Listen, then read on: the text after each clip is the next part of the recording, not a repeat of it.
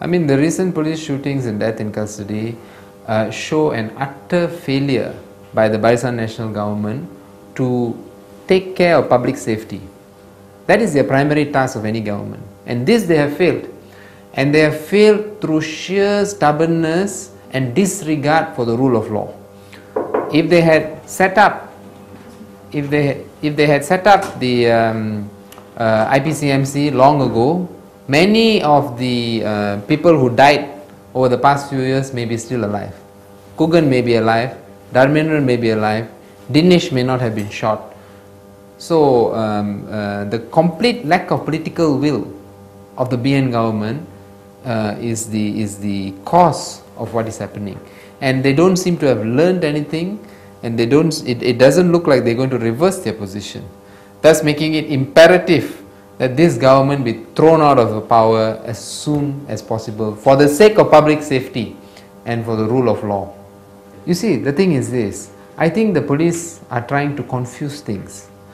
Now, if there are thousands of gang members, the question is, arrest those who commit crimes. We cannot go on a paranoia and on a frenzy that there are gang members all over the country. There is no law against belonging to a gang. There is a law against committing crimes. So the police should be targeting their attention not to people who are gang members who sit around talking in coffee shops and not doing anything, but against those who are gang members who are committing crimes, particularly serious crimes. So the focus should be that. Instead, the police seem to be creating a frenzy and a paranoia all over the country that the country is infested with tens of thousands of gang members and that therefore all our security has been compromised. That is not the case. Which are the gang members who are committing the crimes? Let's use proper police work, arrest them, charge them, and incarcerate them. That should be the attitude, not trying to create a frenzy and a paranoia. You have to understand, from what I understand, I mean, it is not desirable to be gang members. We should discourage it.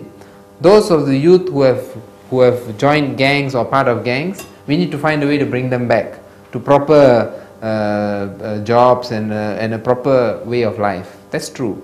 But at the same time, we cannot now be accusing everyone who happens to belong to a gang and say that they are criminals or that they are committing crimes. That's not the case. Go after those who are committing crimes, and those who are members, find ways. There must be socio-economic programs in order to bring them out from the embrace of these gangs into the mainstream of society. In my view, the statistics cannot lie.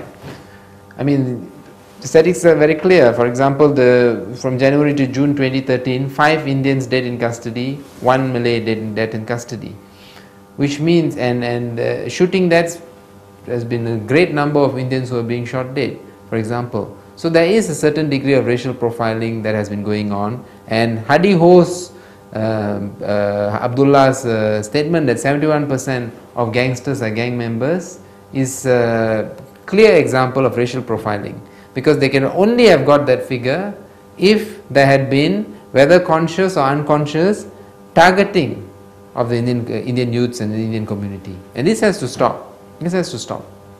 Why is it almost every high profile in the death in custody is an Indian death in custody?